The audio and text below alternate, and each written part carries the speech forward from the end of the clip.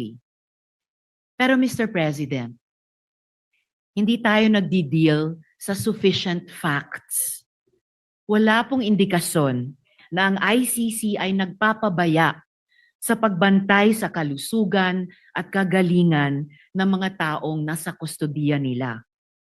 May panayam rin po, ilang araw ang nakalilipas, kung saan sinabi ng pamilya ni former President Rodrigo Duterte na he is well, even jolly, at kaya pa ngang makipag-usap tungkol sa maraming topic, kasama ang politika, flood control, at love life.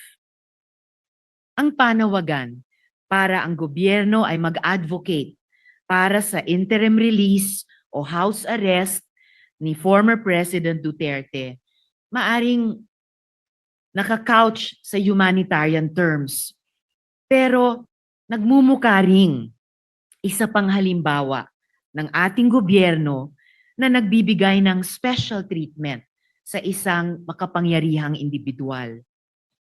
Tila ba'y isa na naman itong patunay na ang batas ay marahas sa karaniwang Pilipino, pero malambot sa iilang may kapangyarihan. Kapag ordinaryong lolo ang inakusahan ng nagnakaw, pwedeng kulong agad at di makapagpiyansa. Pero dito, gobyerno mismo ang lumalaban para bigyan ng house arrest ang isang taong akusado ng mga napakamabigat na krimen. Totoo po na ang International Criminal Court mismo ay nakapag-grant ng interim release sa iilang exceptional circumstances. Pero pantay na importante, ang ICC ay nag-deny ng mga ganitong request kapag ang interes ng hustisya at accountability ay hinihingi ito. Alalahanin po natin na ang mga international courts ay nakapag-deal na sa maraming aging prisoners. Ratko Mladic and Radovan Karadzic, both convicted for genocide and crimes against humanity, continued to serve their sentences well into old age. And in fact, just this year, Mr. Mladic asked to be released on humanitarian grounds, claiming that he only had a few months to live. The court still denied him, ruling that his medical condition did not meet the threshold of an acute terminal illness that would justify release. Their continued detention was not seen as inhumane because their crimes were too grave, too devastating to entire communities. Totoo naman, si dating Presidente Duterte ay hindi convicted. He stands accused pa lamang. Pero kahit sa kaso ng mga accused persons, nagpakita ang ICC ng pag-iingat.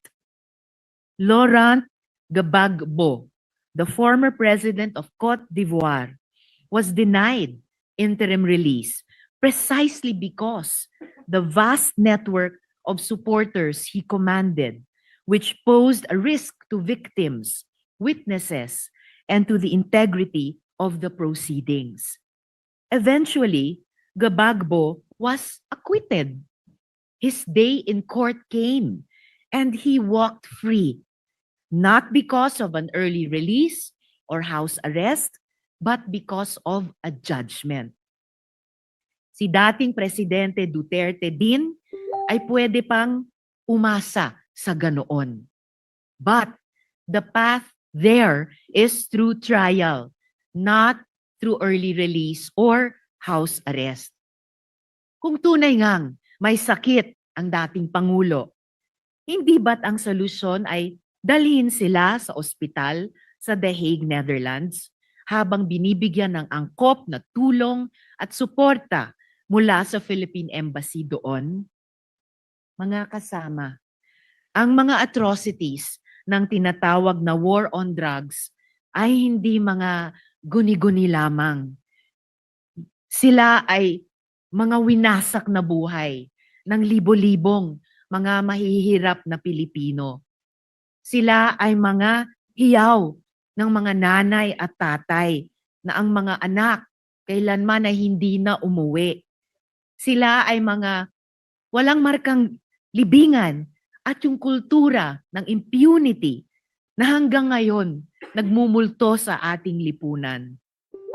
Hanggang sa araw na ito, yang mga pamilya ng mga biktima ay nagde-demand pa rin ng hustisya, katotohanan at accountability, habang patuloy din silang natatakot para sa kanilang mga buhay.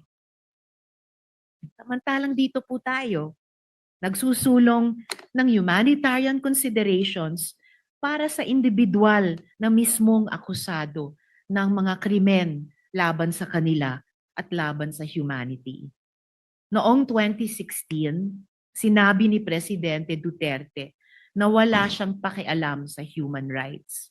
At kahit iutos pa ang pagpatay, walang makakaaresto sa kanya. Immune siya dahil matanda na siya pagkatapos ng termino. Sabi niya, wala silang laban. Tama ba si Presidente Duterte? Ang resolusyong ito ang magiging sagot ng Senado sa tanong na iyan. Alang-alang sa pagrespeto sa hustisya, fairness, at alaala nung ang mga buhay nila ay ninakaw at winasak. Ipagpaumanhin niyo po, Mr. President at mga kasama, hindi ko po in good conscience masuportahan ang resolusyong ito. Again, with all due respect din sa mga nagsalita before us who opposed, yung resolution po na ito, kasama lahat ng resolution po na final ng iba't ibang mga miyembro ng Senado, are within the rules of the ICC. Linawin ko po yun kasi parang sinasabi, eto yung mga president,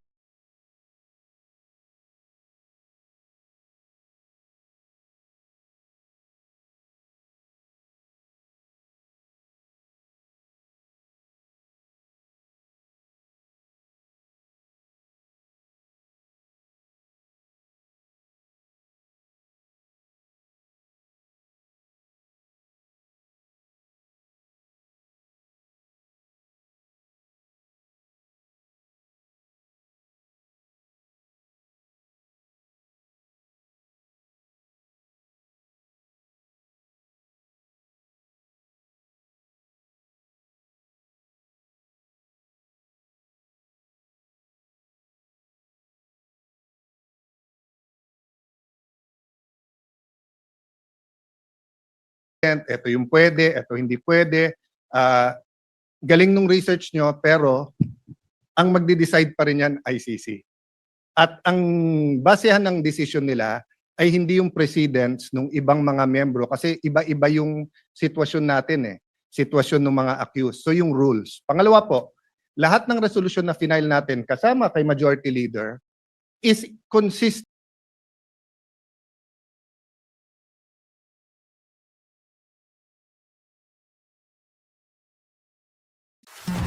Pecha de peligro?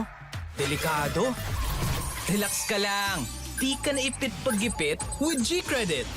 Itawid natin yung essentials mo. Buksan ang GCash. Itap ang borrow, tapos G-Credit. Kung eligible ka, may credit limit kang up to 50,000. Ayos, di ba? Pwedeng-pwede pang grocery o bills. As low as 1.70 pesos daily interest lang kada 1,000 pesos. Mas mura pa sa candy. Pay later dahil pwedeng bayaran on or before the due date. Pag di pa kaya ng buo, pwedeng 10% muna para magaan sa bulsa. Tuwing nagigipit, may tatawid natin yan with G-Credit.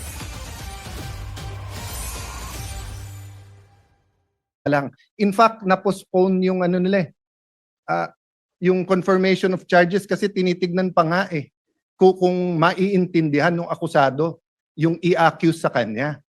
So, kasama lahat po dyan sa justice is hindi mo muna gagantihan siya habang siya ay innocent until proven guilty. Tignan niyo halimbawa ho si dating Senador Leila de Lima. Wag na yung ibang mga senador, di ba? Grabe din po ang akusasyon sa kanya, droga.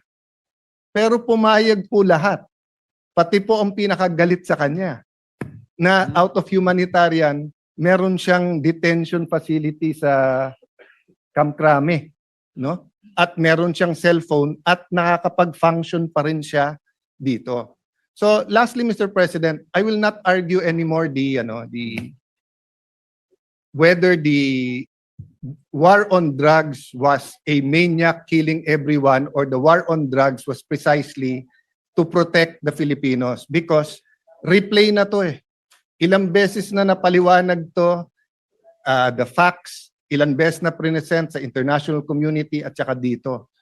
Just one point, Mr. President.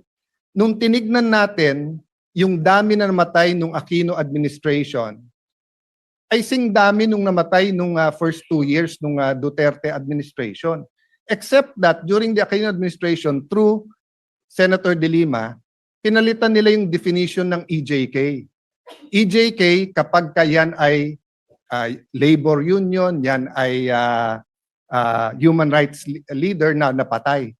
Pero pag ordinaryong tao na napatay, hindi EJK. Biglang pagdating ni Duterte, lahat ng patay na hindi natural causes, EJK. Pero pag kinumpare mo, there was 13 to 16,000 every year in the Aquino, and even before Aquino. So again, Mr. President, we're not here to debate that.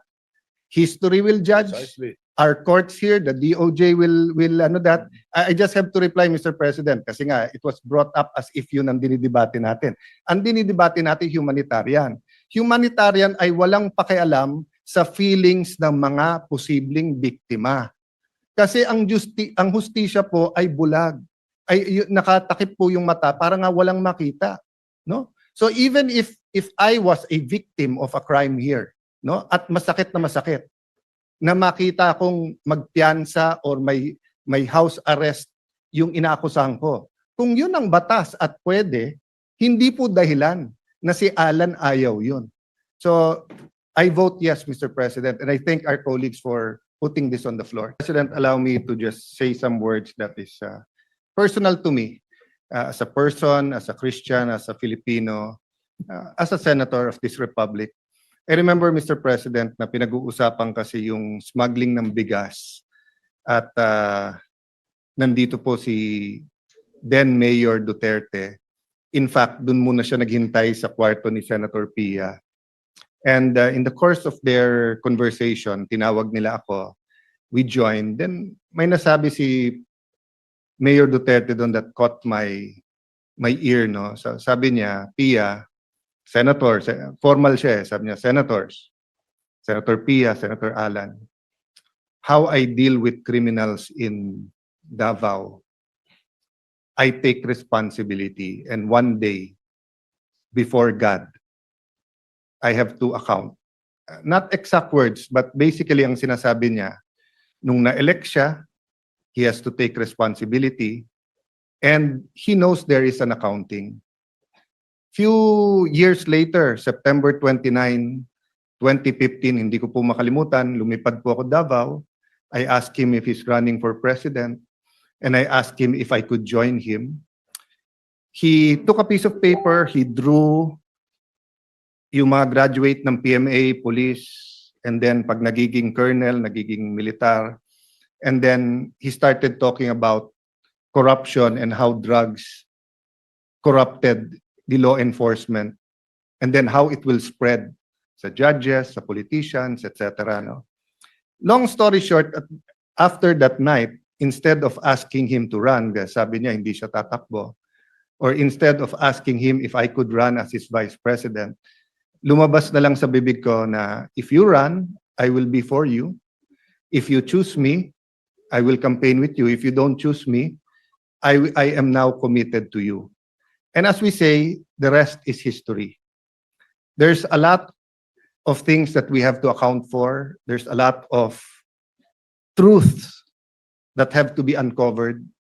On the part of those who are pro-Duterte, there's a firm belief that it was to protect the human rights of all Filipinos, especially against the menace of drugs. On the side of some human rights activists, tingin nila this is some deranged maniac who just wants to kill everyone. So, yun yung extremes. But I remember, I think a year, 2 years ago, I met a pastor, nagkukwentuhan kami. Then he said a prayer, then he told me, you know, Alan, God wants you to know that Duterte is not as good as how his supporters describe him to be.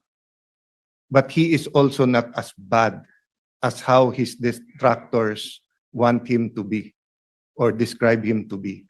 The point is, Mr. President, we can go back and forth about history, but the wheels of justice is moving, whether here in the country or in the ICC. Having said that, I know 3 things. 1, you are presumed innocent until you're proven guilty. And all human rights activists will say, yung tunay ha, hindi yung nagkukunwari na human rights activist.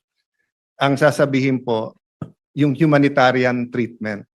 Meron po kasing nagsasabing human rights activist pero siya, bakit siya? Hindi niya binigyan ng due process at pinatay niya. I can't help but remember people like Rene Sagisag who stood tall here in the Senate na kahit anong baho nung kaso o nung issue, pagtingin niya dapat may magtanggol, pagtatanggol niya. Di ba? Kasi sabi niya, they deserve a lawyer. No matter how you think they're guilty, etc. So there are a lot of human rights activists we should and we can and we should pay tribute to. But my point is this: it is not against the tenets of human rights to allow any person, especially a former president of the country, to be under house arrest or to be under a country supervised under ICI, especially in the condition of President Duterte, who is 80 years old, who is, well, at least when he was brought there, was mentally strong. I don't really know how he is now. Pero, Mr. President, I mean, tayo, magkakasama tayo nung pandemic. You were Senate President, I was Speaker, Senate Majority Leader, was Majority Leader. Grabe po yung lungkot nung sa bahay, opisina ka lang. We were still holding office, pero can you imagine how President Duterte is coping now? So I'll oversimplify the resolution, and I know members of the Senate, especially the minority, will also speak. No? Most of us here served with President Duterte, regardless whether we're always in agreement, disagreement with him. I wasn't always in agreement with him. No? But having said that, Mr. President, ang appeal lang po is humanitarian treatment, and ang appeal po is that we do it as a country. So first step ang Senate, but I'll use this podium to appeal to Malacanang, might disagree very much with the Dutertes now, with all his children or most of his children, with some of his grandchildren, with people who claim to be Duterte diehard supporters. But again, balik tayo sa humanitarian. Pag tinakpan natin yung pangalan o yung mukha niya at ganun yung sitwasyon, tutulong ba tayo o hindi? Di ba? So, I was looking for something to read the other night. Nabuksan ko po yung isang libro saying, hindi bago nung sinabi ng Panginoon Jesucristo, love your enemies, pray for them, pray for people who prosecute you.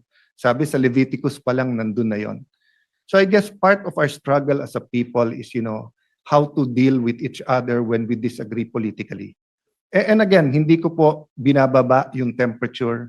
Human rights is important. All these issues should be threshed out, and it will be threshed out in the ICC. Di ba? May ICI ka na dito, may ICC ka doon. So, but one thing we don't want to do, is to see the former president suffer as if it is a punishment when he has not been convicted. So, Mr. President, this is not only for him, but it is for us as a nation. I cannot imagine what the country will do if something, I don't want to say it, but if something happens with him in the detention center at wala man tayong ginawa. So I'd like to thank you, Mr. President, the Majority Leader. I'd like to thank our colleagues that we took this up today, but I'd like to appeal to the palace na pag-aralan din nila. Just on that humanitarian, huwag nyo nang pansinin lahat ng tumitira o nagsasabi sa inyo o sa politika. Ang punto dito, he's a citizen of our country, he's 80 years old, he needs medical attention, he needs his family, he needs people to talk to.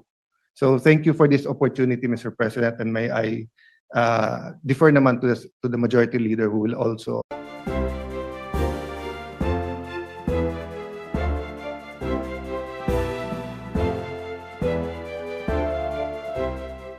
Criminal Court to hold former President Rodrigo Duterte under house arrest. Nais ko pong linawin na tayo ay hindi humihingi ng kalayaan mula sa proseso. Hindi rin po ito pag-uusga sa merito o katotohanan ng mga kaso laban kay dating Pangulong Duterte. Ang panawagan lamang natin ay para sa isang makataong konsiderasyon. That he be allowed to be placed under house arrest given his age and frail medical condition. Mr. President, justice must never be devoid of compassion. Accountability may be demanded, trials may proceed, but at no point should our humanity be surrendered. If the ICC truly claims to uphold the dignity of every human person, then it must not deny this humanitarian plea.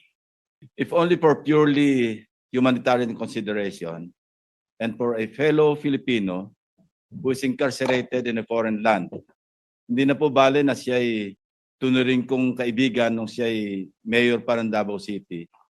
Hindi na po bale na kami nagkakasagutan madalas nung siya ay naging Pangulo sa mga issue ng polisiya tungkol sa katiwalian, tungkol sa kanyang polisiya sa paglaban sa droga. Hindi na po bale lahat yun.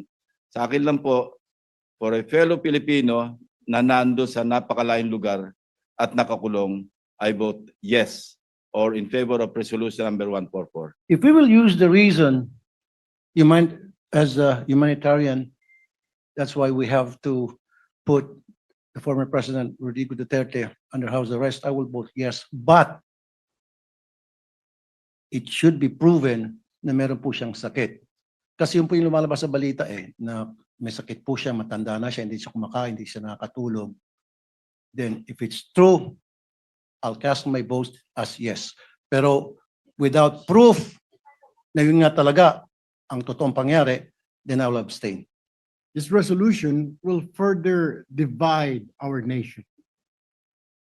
But I rise to explain my vote in favor of a Senate resolution requesting the International Criminal Court to place former President Rodrigo Roa Duterte under house arrest rather than continued detention at the ICC facility in The Hague while awaiting trial for crimes against humanity.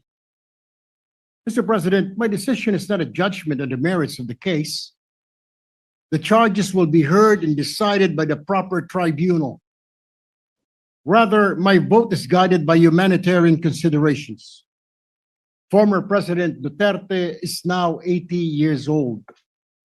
According to reports, his health is deteriorating. Hindi po ito unang beses sa ating kasaysayan na tayo ay naging mahinahon at makatao sa dati nating mga pangulo. Noong 2001, si dating Pangulong Joseph Estrada ay pinayagang manatili sa house arrest. Ganon din po si dating Pangulong Gloria Macapagal Arroyo na pinayagan sa hospital arrest dahil sa kanyang kalagayan noon. In granting the same to former President Duterte, we are not excusing accountability, Mr. President. As a nation that values compassion and respect for human dignity, kahit pa po sa mga akusado, we must show the world that justice is not driven by vengeance, but by fairness and humanity. Hindi po natin hinihingi ni pa walang sala siya sa kanyang mga nagawa. Tama po, sa libu-libo nating kababayan. We cannot just close our eyes. What we want, we are simply affirming compassion without abandoning justice, Mr. President. The law must be firm, yes, but it must be also be humane. Maraming salamat po. May God bless our people and our nation. Thank you, Mr. President. I am in favor of this resolution, which respectfully urges the International Criminal Court to consider placing our former president, Rodrigo Duterte, under house arrest on humanitarian grounds.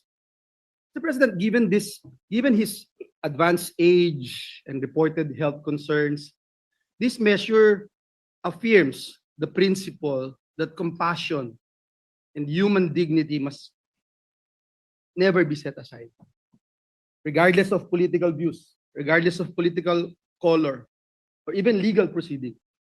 Mr. President, I am known to be not a fully supporter of the Duterte presidency. I have been the chairperson of the Senate Committee on Labor for quite a long time. And during that time, magkasama po yung migrant workers at Committee on Labor.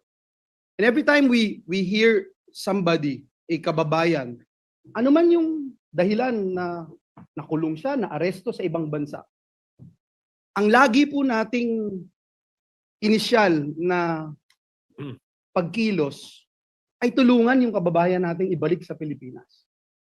Ibalik sa Pilipinas, dito siya litisin, masiguro na napuprotektahan yung kanyang karapatang pantao. Yun ho yung lagi, unang-unang ginagawa po natin. Nakakalungkot po itong mga nangyari. Agree man tayo o hindi sa pagpapadala sa ICC kay Pangulong Duterte. Mr. President, hindi po layunin ng resolusyon na ito na hadlangan ng proseso. Hadlangan ng proseso ng batas, hindi po layunin. Hindi rin po layunin na magsabi kung siya po ay may sala o wala. Ang panawagan po ng resolusyon na ito ay para sa isang makataong pagtrato. Isang paglapit na nagpapakita na ang hustisya ay maaari pong isabuhay ng may habag at malasakit. This representation, Mr. President, recognizes the national sentiments expressed in these two resolutions, Senate Resolution number 17 and 18. Gayunpaman, Ginoong Pangulo, naniniwala po ang kinatawan na ito na ang resolusyon na ito ay naghahangad na makamit o ma-strike yung balance, Mr. President, sa pagitan po ng paggalang sa mga international na proseso ng batas at ang pagtatanggol sa makataong pagtrato sa isang kapwa Pilipino. Anuman po ang kanyang dating posisyon. Naniniwala po ang representasyon na ito, Mr. President, na ang hustisya ay dapat ipaglaban. Pero hindi kailanman kapalit ang ating pagiging isang makataong lipunan. Maraming salamat, Ginoong Pangulo. Gusto ko lamang pong ipaliwanag ang aking boto kung bakit ako po'y bumoto ng oo, yes. Ako po'y isa sa mga nauna at nananatiling laging nasa The Hague. At marami po tayong nababalitaan doon, galing po sa mga Pilipino na nandun. Katulad po ng pagkabagok ng ating Tatay Digong. Ito po'y natagpuan na walang malay sa kanyang Bartolina at siya po ay nadala sa ospital at doon po ay alhamdulillah wala naman pong nakitang damage sa kanya. Pero hanggang kailan po kaya mangyayari yung ganito na wala pong tayong mababalita ang balita na gigimbal sa ating lahat? Nabanggit po kanina yung mga nakulong doon. Pero hindi po nabanggit ang isang namatay doon. Si Slobodan Milosevic. In the heart of the city, the beat never never sleeps. We're all chasing our dreams on the dance floors deep. As the rhythm takes hold, our hearts start to race. In the dance of the night, we find our place. Ito, uulitin ko po, kailan po kaya tayo matatapos sa usapin ng politika? Kailan po kaya natin ititindig ang ating pagka-Pilipino at ating ipaglalaban ang kababayan natin na nakakulong sa banyagang bansa at nagdurusa at nag-aantay ng paghuhusga ng mga dayuhan? Pinakinggan ko ang mga sponsorship speeches ng ating mga kasamahan. Tama naman. May basehan para sa humanitarian consideration dahil may edad na. Hinihingi ng isang paraan para ma-house arrest. May basehan po ito base sa mga argumento na nabanggit kanina. Subalit, gaya ng nabanggit kanina ng ating majority leader na si Senator Zubiri, sinabi niya magagalit ang mga biktima ng EJK. Libo-libo ang pinatay. Libo-libo pa ang nawalan ng ama, ng ina, ng anak, na ang hiling ay hustisya. Tama rin na humingi ng hustisya. Saan tayo papanig? Tama, may basehan ang humanitarian konsiderasyon. Ngunit may basehan din yung daing at yung dalamhati at yung masasaktan na libo-libo nating mga kababayan na pinatay. Saan tayo? Humanitarian consideration o sa mga daing ng hinihiling ang hustisya? Bilang chairman ng Committee on Justice and Human Rights, nais ko mang pumanig sa isang banda. Tungkulin kong pumanig sa mga daing ng naghahanap ng hustisya. I vote no. Mr. President, I rise to appeal to our colleagues to support measures urging the government to advocate before the International Criminal Court for the interim release of former President Rodrigo Duterte or just place the former president under house arrest. Mr. President, I believe that there comes a time when the measure of a nation is not in the strength of its laws, but in the depth of its compassion. Ang tunay na malasakit, simpatya, at kalinga natin sa isa't isa ay ang totoong sukat ng ating makatarungan at makataong lipunan. Pilipino rin po si Tatay Digong. Last Saturday, nagpalabas po ng official statement si Vice President Sara Duterte hinggil sa insidente kung saan nadatnan ng mga personnel ng ICC detention facility si Tatay Digong na walang malay. Kinumpirma rin po ito ng kanyang abogado. Kinakailangang dalhin si Tatay Digong sa ospital upang masuri kung meron ba siyang injuries, lalo-lalo na po sa kanyang ulo. Sa totoo lamang po, nung nabalitaan ko po ito, ang sakit, napaluha po ako. Sobra pa po sa tatay ang turing ko sa kanya. At kahit na hindi na po siya presidente, maalala ko December, November, monthly po siya nagpapa-medical check-up sa Cardinal, and he is scheduled nung March 12, December, January, February, March 12 para sa follow-up check-up niya. Kahit linggo po, sinasamahan ko yan. At alam ko po yung mismo yung gamot niya, 27 po yung pinapadala ko sa kanya, nag-order yung mga nurse niya. Saka hindi niya talaga sinasabi kung na-slide siya noon. For the past 3 years, ayaw niyang sabihin sa common law wife niya, sa partner niya si Ma'am Hanilet, na tinatago niya parati sa sa kanya. Sa akin siya tumatawag, sabi niya, wag mong sabihin. Ayaw ko nang magpa-check up. At ang makakapagdala sa kanya sa ospital, yung doktor lang po niya. Pag tinatakot namin siya through his doctor. Totoo po yun. Ang nakakatakot lang po ngayon, wala po siyang matatawagan, wala siyang masasabihan. At kilala ko po si Atty. Digong. Ano yun eh. Siya na mismo parang pagod na rin po siya. Parati niyang sinasabi noon pagkatapos ng kanyang presidency, pagod na. Talagang tinamaan rin po yung kanyang katawan, yung kanyang edad. Sa kanyang edad at during the pandemic, maalala ko 2016 kasama si Senator Cayetano, miikot, sobrang lakas pa niya noon. Pero panahon ng pandemya, wala na. Talagang humina po siya na minsan natutumba lang. Siguro hindi ko na po mabilang sa kamay ko, ilang beses na po siyang natumba mismo sa bahay niya. Dahil sa mahina na yung tuhod, minsan nakakalimot na po siya. Pilipino naman po si Tatay Digo. Masakit lang po sa akin dahil sa totoo lang, sobra pa po sa tatay ang turing ko sa kanya. Mas nakakasama ko po siya for the past 25 years kesa sa totoong tatay ko, 5 taon ko hindi nakikita. Tatay Digong, 350 out of 365 days. Nakakasama ko siya until 2022 dahil tapos na po ko yung termino niya at may trabaho naman po ako dito sa Senado.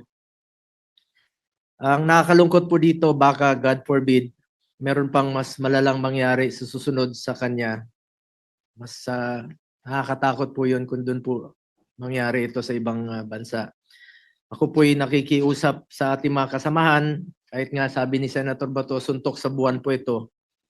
Bago po huli ang lahat, sana po'y maramdaman naman niya yung ating suporta. Kahit paano naman po'y naglingkod po siya sa atin ng 6 na taon ng buong puso. Hindi na po tatakbo ng presidente, dapat yon. Pero sa hindi po inaasahang pagkakataon, tumakbo po siya at pili po ng Pilipino. Former President Duterte has absolutely no intention to evade or escape accountability. If any, ilang beses na niyang sinabi, he takes full responsibility for his decisions. Ang hinihingi lang po natin ay konting konsiderasyon lang po para sa isang Pilipino na naging leader natin noon, na talaga naman pong binigay niya po ang lahat para sa ating mga kababayan. Di po ako titigil sa aking pakikiusap sa lahat. Let's bring him home. Hindi po sanay mag-isa si former President Duterte. Mahirapan talaga